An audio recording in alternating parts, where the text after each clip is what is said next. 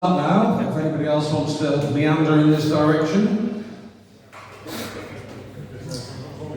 Right, feel free, there's loads of seats on the front. It's not like a comedy night, so I'm not going to pick on you if you're on the front row. And it's this, admittedly, you'd be closer to this motley crew in front of me, but hopefully we'll all have a bit of fun. So, a few more seats left there if anybody wants them. Some people have said they prefer to stand at the back, which is absolutely fine. But anyway, we're going to get started because, as John's alluded to, there'll be lunch immediately following this. Can I just check? Is this coming out far too loud? John, what have you done to me? Hold it a bit further away. Hold it a bit further away from the mouth. Is that better? Yeah. Okay. Maybe I don't need it. It's already got a big job like me. Okay. Ladies and gentlemen, thank you very much for attending. We want to try and make it a wee bit of light relief for you. John and his team have very kindly invited us along today, and the subject has changed a little bit as we've gone along, but I think the inherent message and the content is around sponsorship, which we felt so many of you that are interested and involved in the sports industry. I always say when you sat at events like this, if you can go away with one good idea or one thing new, then maybe it's been worthwhile. I've absolutely no doubt you're all sat here waiting just for lunch. You're not sat here for my little spiel. But these four talented individuals sat in front of me are far more inspiring than I am. And they've all got some words of wisdom. They're all actual specialists. And I use that term genuinely in terms of things that they get involved with in sport. Some have made a short journey to be here today. Others, like my wonderful friend Joy, has hopped on a plane from Germany to come and join us. So we really have tried to have a few people here today who got something to share from their own personal expertise. So sponsorship and fundraising is the pigeonhole if you want to listen to us and think about what the subject matter is that we're going to try and cover. I'm Adrian Stores. I'm not going to give you a big spiel about me. I'm a director of ACROBAT FCSM. We're purely a fundraising and sponsorship consultancy, so I'm not going to take part in the panel, I'm just going to act as the MC. But if anybody does have any queries, the good thing is that everybody has kindly agreed to stay here during lunch, post-lunch, so if something flickers a little bit of interest during this panel session, by all means follow up with the relevant individuals direct straight after this. So as a starting point, apart from just telling you which part of the country, or which country they've come from, I'll just let each individual person announce who they are, just to give you a scene-setting episode. Hi everyone, Charlie Beach. I'm the founder of Front Row Support, which is an outsourced business development company that I started about 18 months ago. We work, well, there's not a lot we're not touching at the minute, but essentially an awful lot of it is in sport. Background is professional rugby, so I've got some decent contacts in sort of that area. The career is followed on from there. I'm Dan Wilson, and I'm a partner at a dual accounting firm, and we're firm of financial advisors across 4 states across the UK. And within our client base, there's a fair few sport clubs across football, rugby league, and various other sports, so we can quite up in the sporting world and the finances around that. Hi, I'm Ming. I'm the marketing manager of Battle Rovers Football Club, and I joined the club about 6-7 months ago, and before that I worked in the football industry for about 5-6 years, mainly in marketing and the media. And my area of football is mainly about digital marketing and sponsorship activation. It'd be very interesting to speak to some of the guys in those areas. Hi everyone, I'm George, co-founder of NFT, which I founded also 18 months ago. We help sports clubs with fundraising and NFT memberships, doing it with NFTs. And my background is in digitalization, fan engagement, and also crypto and NFTs. That's why I started the company. I'm super excited to talk about fundraising with some use cases. So I've worked in sports fundraising and sponsorship all my life, and it's an area where you never stop learning. We can't naturally go through everything that is a detailed presentation of topics today, but I just want to touch base on a variety of things that are topical Some of you in the audience might already be quite knowledgeable about them, some of you might have heard about it but want to know a little bit more. So let's try and scratch the surface on a few of these. So I think we're all humming and hawing about the cost of living crisis at the moment. Obviously that affects residential properties and families all around the country. It has a knock-on effect to many of us within businesses. But I'm going to start off by focusing on something which is in the virtual world. Sports clubs as a whole, within the realms of their sponsorship packages and partnership packages, in recent years have been looking at things like cryptocurrency, blockchain, NFTs. My knowledge of it is limited, but we have one specialist on the panel today. I've looked at a variety of things, and what I've seen is that lots of people have got lots of views on this. But I think the more balanced view that I tend to be getting from the audiences that I liaise with is that don't necessarily throw out the baby with the bathwater. There still could be something within this. Could be something within the realms of partnership sponsorship. There could be something within the realms of getting better fan engagement in the sports organisation that you're involved with. When I've looked at some success stories recently, not surprisingly because it's pulling at the heartstrings, the one that's recently been done by the Ukrainian FA was 100% successful for obvious reasons. The one that Liverpool have done recently in terms of NFT launch, interestingly, 94% of the launch was not taken up, but they still generated 1.5 million, of which 1.4 million went to the charitable foundation at Liverpool Football Club. Now this gentleman lives and breathes within this space of NFTs, and I just wanted him just to share with you a few words about what they are, why they're proving popular, and what his perception is in terms of the role of NFTs within the marketplace of sponsorship in sport. Thank you very much, Adrian. To take one step back, so what is NFT for those who might not be familiar? NFT is at its simplest form, piece of information that can help you prove the authenticity of a digital item. Why is that important? Because before, the digital item could be copied multiple times without knowing where the original is, right? But now, with NFTs, you could identify which one is the original, and that's where the value comes from. So nowadays, clubs can issue these digital trading cards, attach these NFTs, tokens, and sell it to their fans, so raise funds while doing so. And as Adrian mentioned, some clubs did it in a good way, with others with less success. And I wanted to quickly touch base why this happens, why some clubs are more successful than the others. So when clubs are issuing NFTs, there are a few things to consider. So first of all, it's utility. So people, especially in times of bear market where we're right now, they will not buy NFT simply because they're NFT. There must be some kind of utility that the club provides to the NFT holder. That could be discount on merchandise, that could be a meet and greet to the team, etc., etc. That's one thing. Another thing is the scarcity. So, for example, the Liverpool example, they issued 170,000 NFTs, right? And only 9,000 was sold. On the other hand, Manchester City, they issued a limited amount.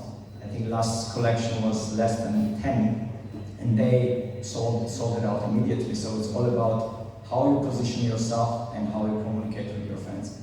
And last but not least, the price, right? So how you price it, what's the price, what's the utility, and the combination of this makes the campaign. And in that regard, football has been much more successful, and there are much more examples, but we also see now the rugby area coming up, and the first steps the rugby clubs are taking to issue NFTs to their fans and generate revenue out of this as a source of revenue, use it as a source of revenue, but also use it as a tool to engage their fans. So provide exclusive membership to their fans. And that's basically, in a nutshell, what our company does. We support clubs to set the strategy and dive into NFT market in the right way. I personally, one of the clubs that I'm representing, actually in the sport of volleyball, is going to be working with Georgi in terms of the launch Q4 this year.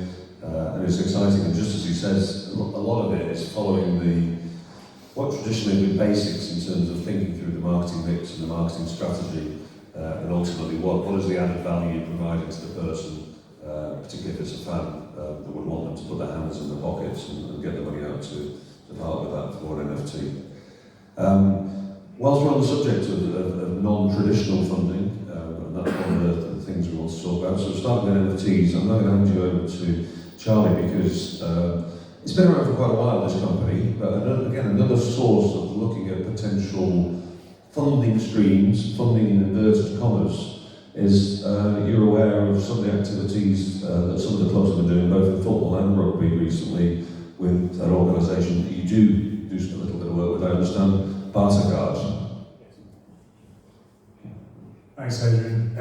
So as part of the sort of many companies and things that I'm involved with, I'm just taking over the Leeds franchise for ACROBAT. Some of you may have seen them, depending which clubs you're with, in about 12 different Premiership level, top level sports clubs, Rangers, trying to think what else there with.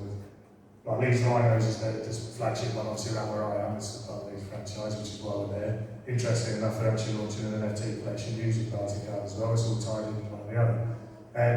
As Adrian said, it's an old concept, 20 years it's been running this business, it's out in Australia mainly, it's where it started. It's been over here a number of years, there's sort of 55,000 members in it. COVID dealt it the blow that it dealt many other industries. People cut it off as sort of an unnecessary thing that's coming back in now. It basically allows you to trade off things that are your surplus. So as any other business, restaurants get surplus meals, get the tables booked out. Where sports are using it, obviously every sporting club has costs. So fundraising's one end of the spectrum, you make more money, you spend less, that's how you get more money in a club.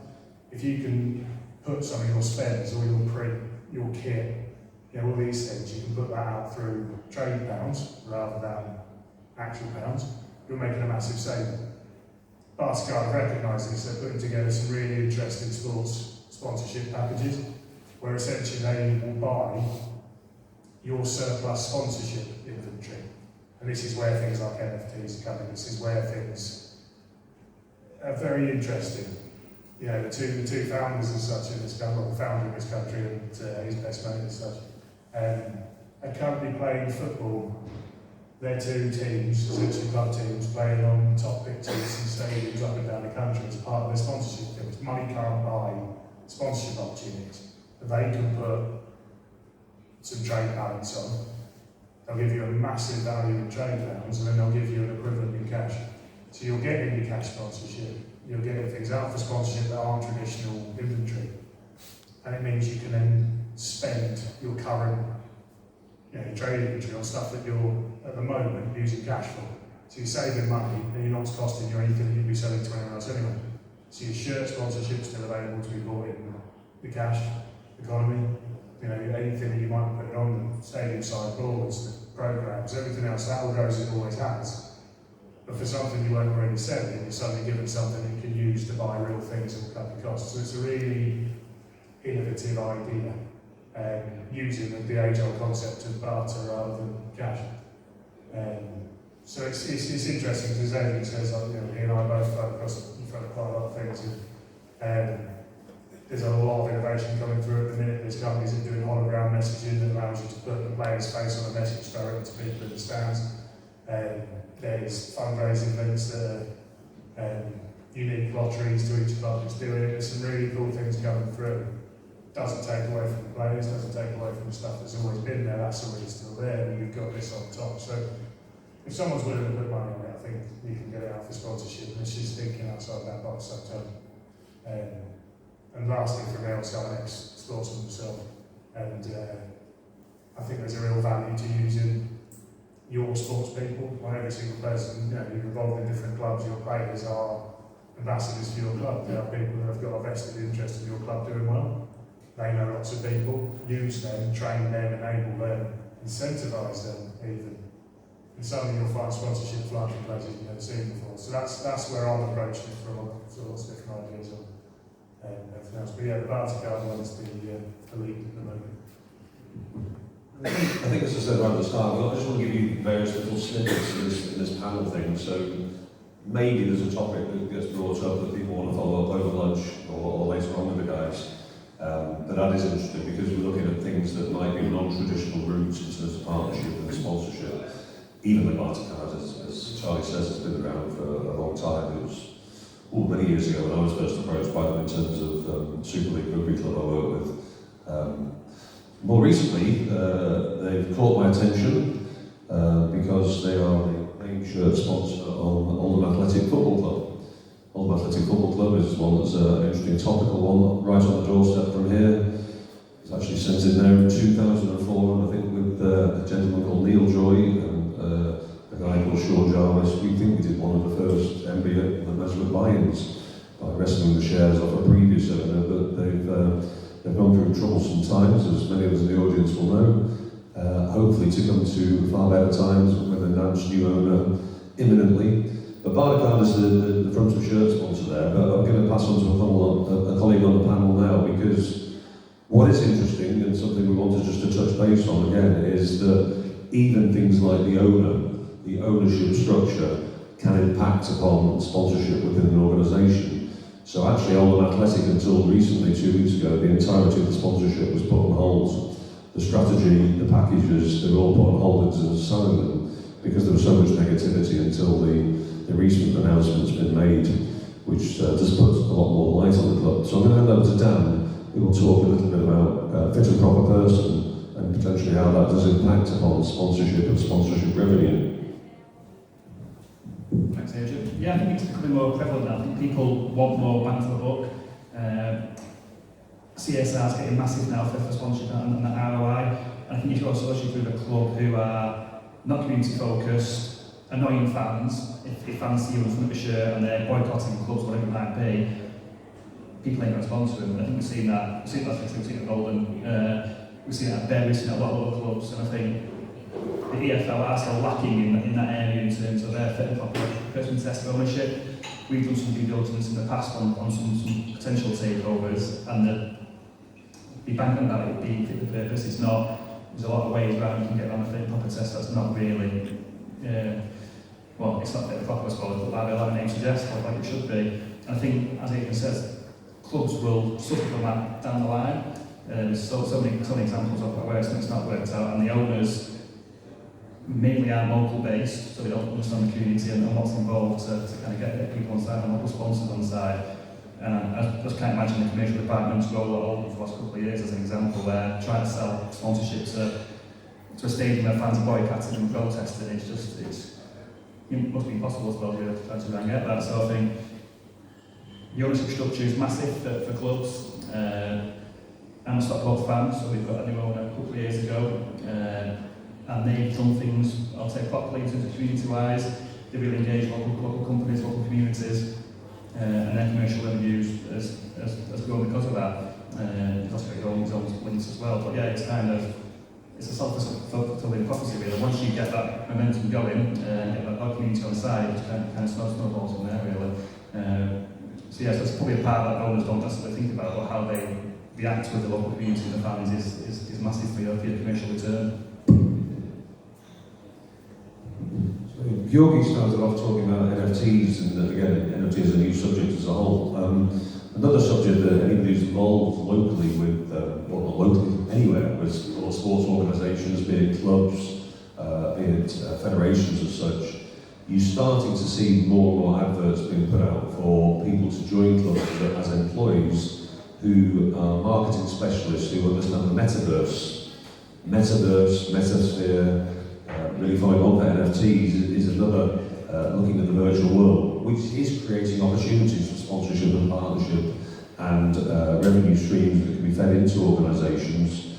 Certainly if you're talking about Manchester City, Manchester United, both of those have employed people recently who are metaverse specialists.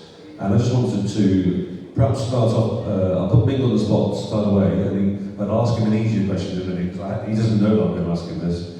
But Ming first met him in Romania on stage. At the time he was working for Burnley Football Club. He is an incredible talent. He's been the face of Chinese football, so when Chinese football has covered any of the English Premier League matches, invariably his face would pop up on screen, and they'd be interviewing everybody right, left and centre. But he's also been seen now as a digital marketing specialist. So, Ming, two things if you don't mind. One is, can you tell me if there's anything happening at Blackburn on the metaverse, or if you have any views on the metaverse?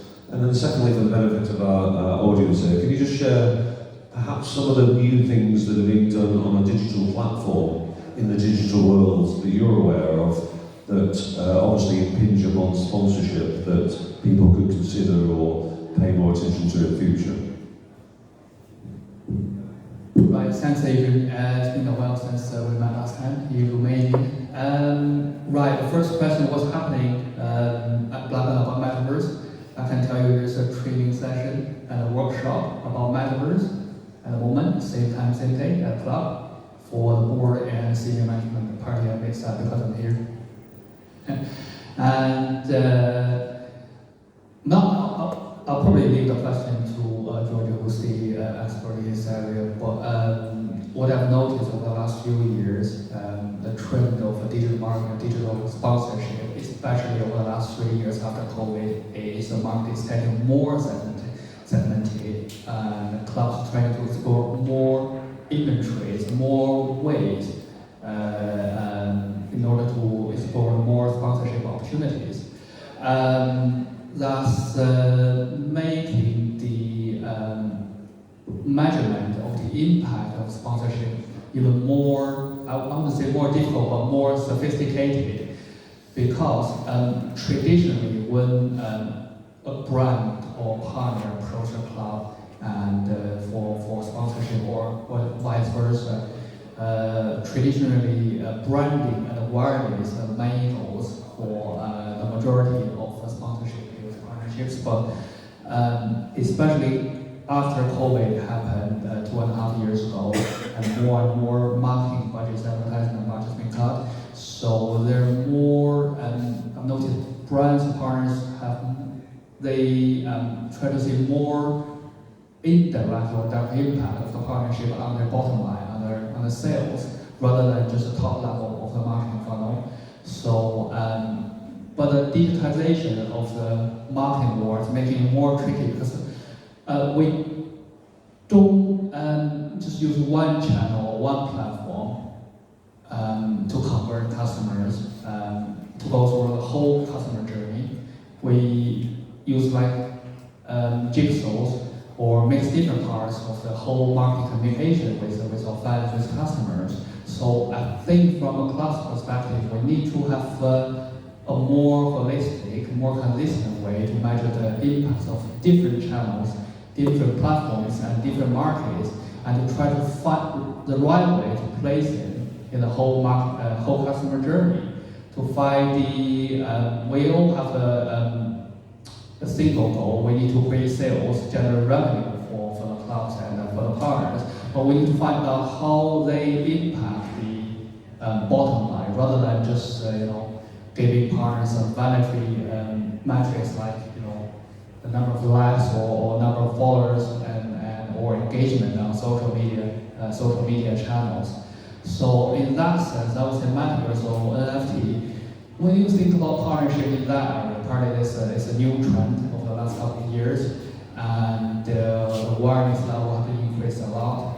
But the key thing is the conversion. The next challenge is how to bridge the gap between awareness, interest, and conversion. And also you need to think where you can create value for the club in these areas. How you can add value to the whole customer journey, customer experience. I think that's a new challenge, an industry-wide challenge for both NFT industry and for the football or rugby industries.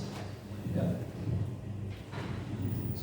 Ling knows is going better than I, and certainly how you can add value to that customer journey is critical, as is how you can generate more revenue. That's the reason that most of the clients we're talking to about Metaverse are generally looking at it as well.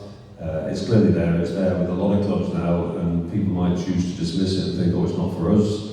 But there's something in it, and when you're looking at your entire repertoire of your sponsorship options, it's sometimes worth having a look. I've got a club that I'm working with at the moment that will be launching a stadium within the Metaverse. Anybody who watched Wimbledon last week will see that Wimbledon used the Metaverse and virtual reality in terms of some of their online sales activities. As George was correctly alluded to earlier on, NFT is clearly here and is being done well by certain people. But Jorgi, it's a natural one for you to follow on. Have you got any views or comments you'd like to make with regards to particularly sponsorship and metaverse and how they intertwine? Thanks, Adrian. One comment I would like to add, it's to keep in mind that this should be a long-term game, because we see a lot of clubs and also a lot of brands playing short-term games with metaverse. That means you do marketing stuff and try to cash out. That could work in the short term, but I think in the long term, especially also in the direction of sponsorship, everything follows the fans, right? So wherever the eyeballs are, the sponsors need to be there because that's the more exposure. And we see now more and more people tend to go to metaverse direction. Everything goes into that digitalization direction. And also clubs need to have very strong strategy. Okay, why we're going there? What are we doing there? What's our plan? How are we going to bring value to the fans? And how this is going to work in the long term? And once you have this in place, then it's much easier to talk with your fans, get feedback, and also provide value not only to sponsors and cash out, but also to play the long-term game and stay in the game for the long term. So we're constantly talking about things like revenue, we're talking about things like fundraising, we're talking about return on investment, because that's what they are all within the realms of sponsorship. Another thing I wanted to move on to, again, in these snippets that we're sharing with you, is something which, within the accounting world, the financial world, I think I, like many people, traditionally thought of this next source of income, it's probably just for businesses that have got a scientific background. I probably need to have a few employees that have got a white lab coat and a big forehead. That's the marketplace that we're in. But actually, what I've learned from working with this talented organisation in this respect is I worked with a Super League rugby club at one point in time on a project basis, and they had some quite severe cash flow difficulties.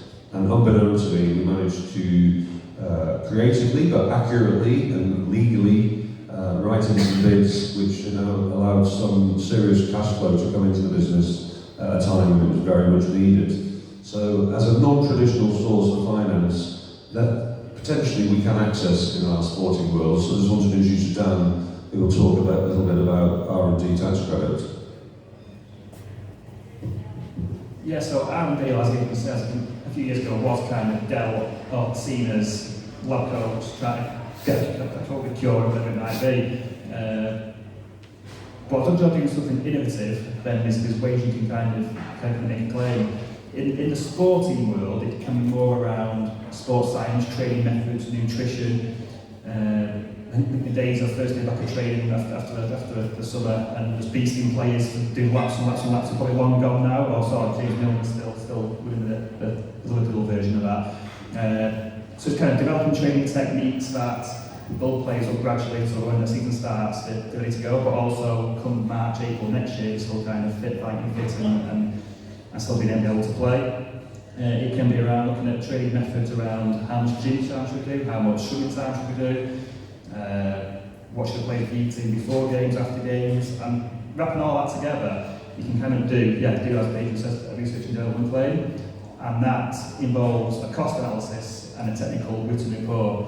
A couple of years ago, during COVID, HMRC were letting R&D claims fly through without any kind of checks, and a few unscrupulous companies got on that bandwagon, so they are a lot stricter now, so they are checking claims that were submitted previously, but it's not to say that if you are doing something that is innovative, that is R&D, it's a bit different, you can't still make a claim. And how it kind of works is you'll apply costs to certain projects that you're doing. So the cost will normally be around physio time, strength and conditioning coaches time, you've got nutritionists there kind of time. If players are injured, sometimes claims for their time against it. So if you're trying new methods, if someone's got a hamstring injury, it normally takes 4 weeks. Can we try and get them back within 2 weeks or 3 weeks? What are we doing differently? What are we trying? It doesn't have to work. You can try it. And after 8 weeks, well, we'll try something different next time. We'll keep working, trying out ways. It's all about getting people back on the pitch as soon as possible, really. And one of our clients got into this quite bigly. Quite largely, and they increased their play availability from 80% to 92%, so they saw some real gains from that.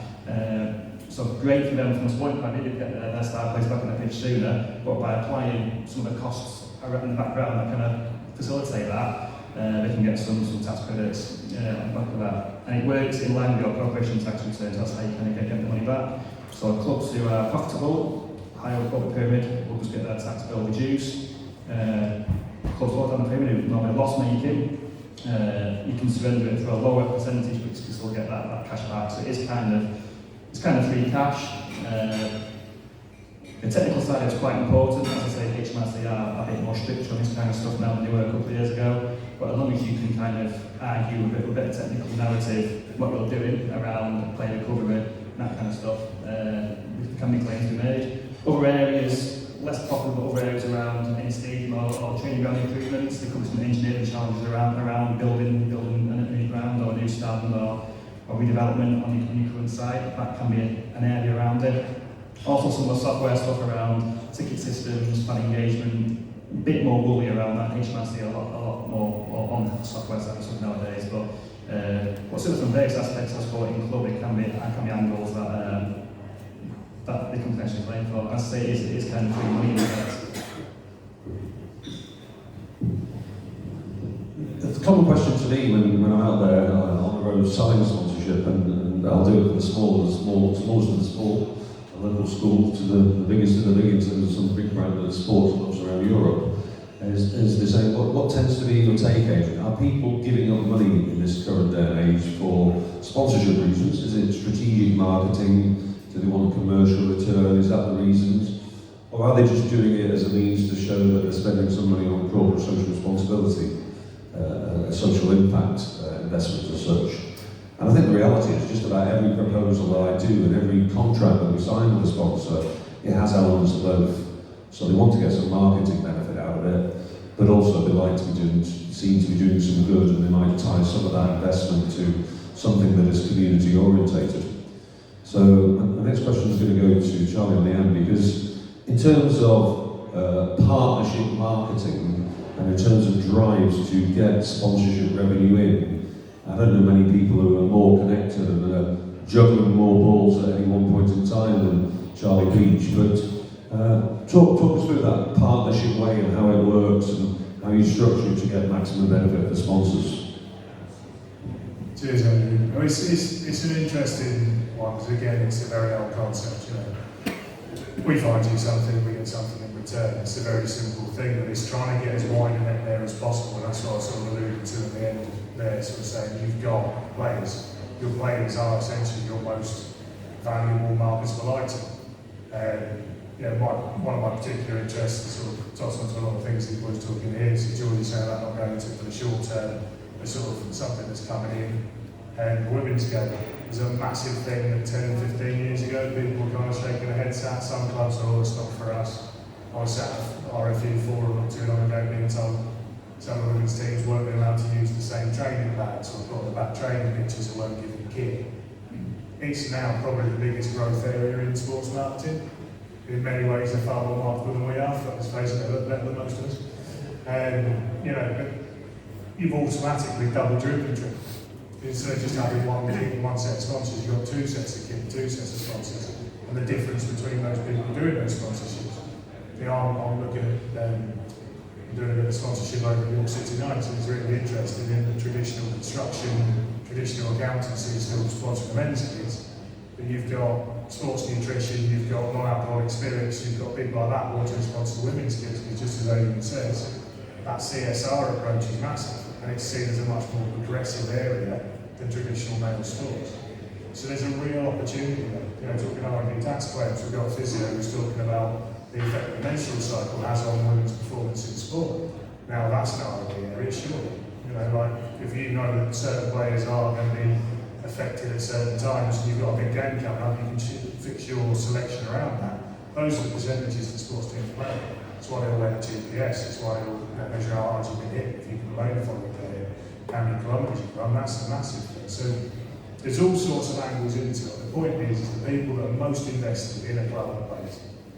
Like, the fans are amazing, the fans are brilliant, they're the people that put the money in, they're the people that do it. But your livelihood as a professional sports person is the sport. You need your club to do well. If you want bigger squads, if you want to survive a year's attrition after a time. I know football's not rugby, but you know, they pretend it's dangerous. Like, let's see. But like, you have to have big squads. You got to look after each other. You know, there's got to be more money in there to afford the big squads. And it's like, so who's the best investor? Who's going to go out there and speak about what you do to more people with more passion than the people that are actually on the field? Who's going to engage the people around that game more than the people actually on the field? Now, you send one of those players into a room, and he knows that he's going to get a small percentage of any percentage that he finds. He's speaking to businesses, people are engaging with him, doors are open to him or her that aren't open to other people. I pick the phone up, throw in the fact I used to play for London Wasps, and there's a large community of business people that open the door and start talking to me that wouldn't traditionally to anybody else.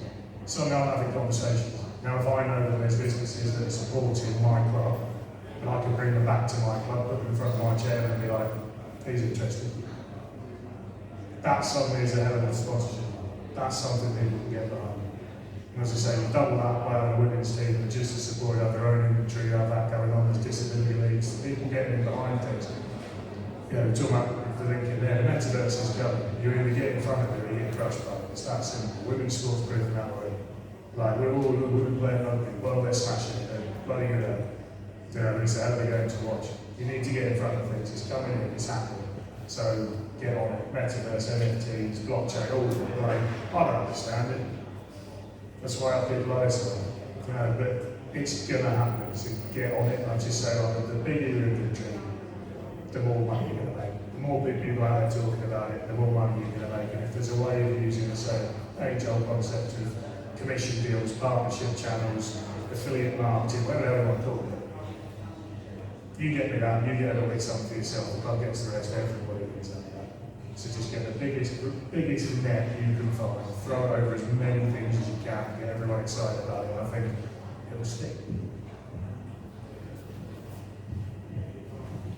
With my impressive hearing, I can hear the old stomach starting to rumble, so what I'd like to do, if it's okay, is if you can all just give a concluding statement in terms of John setting the target of having the title being a change in the face of sponsorship. So as a one final message from each and every one of you as to what you think is the thing to look out for on sponsorship that we should ignore at our peril, that would be very much appreciated as your next input. So I'll start with Ming, if that's okay.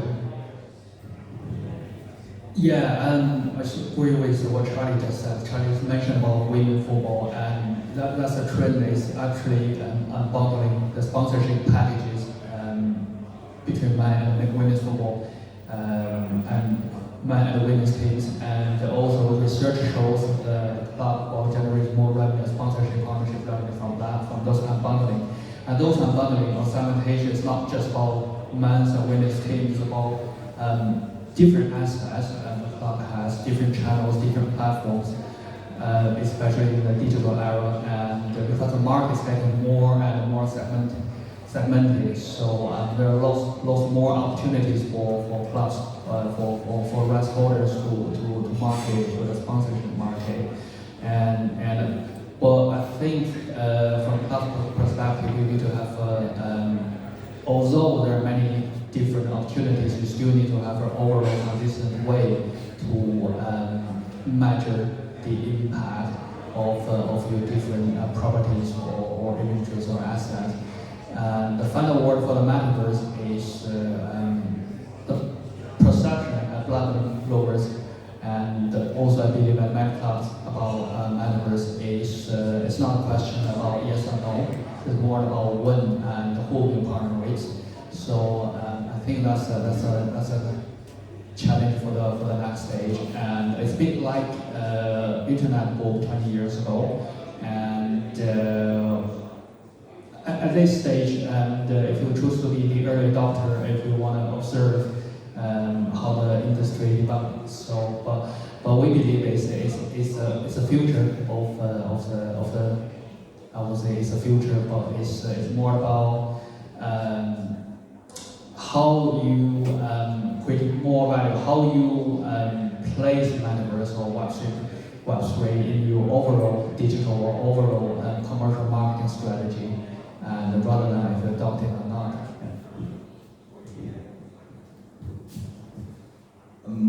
My comment will be rather short, so I would say start with the fans. So start with the fans, keep in mind their experience and work backwards. You know, when you work backwards, then sponsorships, NFTs, metaverse will make sense, because at the end of the day, at the end of the final, there are fans who need to experience this whole thing. And there's no blueprint. We're still in a very early stage, and there's no silver bullet one works for all, because every team's fans are different, and every team's sponsorship will look different. So each team needs to put a lot of work in figuring out what kind of NFTs work, what's the scarcity, what's the price, how should you structure this. And it's okay to fail in the beginning, because we need to experiment. But I believe we need to start with the fans and then work backwards, and then we'll figure out a long-term game that will work and make the sponsorships and raising the funds both successful and lucrative in the long term. It's interesting waiting about the fans, because I think we've seen that power really come back to life the last 2 or 3 years. In terms of like the Super League and that kind of stuff. So I think people are realising what importance fans play again.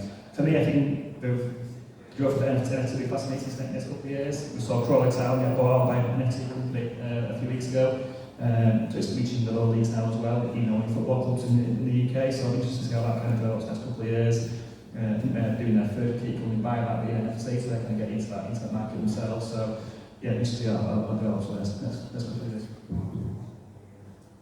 So I'll come from the other end of it. I think the player engagement is going to be huge. I think when you look at what COVID did in terms of pushing everyone virtual, pushing everyone online, we all loved it, it makes a lot of sense, but people have crashed back into face-to-face. People want to see people that, you know, coming to events like this is massive now. People really want to get back into it, and I think that access to the players is huge. I think that's, you know, before everything kicked off, there was this sort of gulf being drawn between the elite footballers. It was all right, so there's the team, and same with rugby, same with every sport. The top end were kind of being lifted away from the traditional fan values, the traditional things that made the teams what people supported in the first place. Whereas when you look at the success of like some of the England football team, like is it Rashford, the thing for the kids? Rashford's football's not like that, sorry. But you see the impact he had as an individual who went out there to his own channels and said, no, I believe in this, and the whole bloody country came down and listened to it. That's the future, because they've got that access through the metaverse, through everything's going on. They've got that, so you need to realise, the clubs need to realise that the individuals, the players are where a lot of the focus is. You get them saying the right things and happening in the right places, that's going to be huge. Ladies and gentlemen, please do take advantage of these gentlemen over lunch or the early part of the afternoon, because it's only some snippets we're able to give in the short time frame that's available. I'd just like to say a big thank you on my part, and thank you to the panel, which is Charlie, Dan, Ming and Georgie. Thank you very much indeed.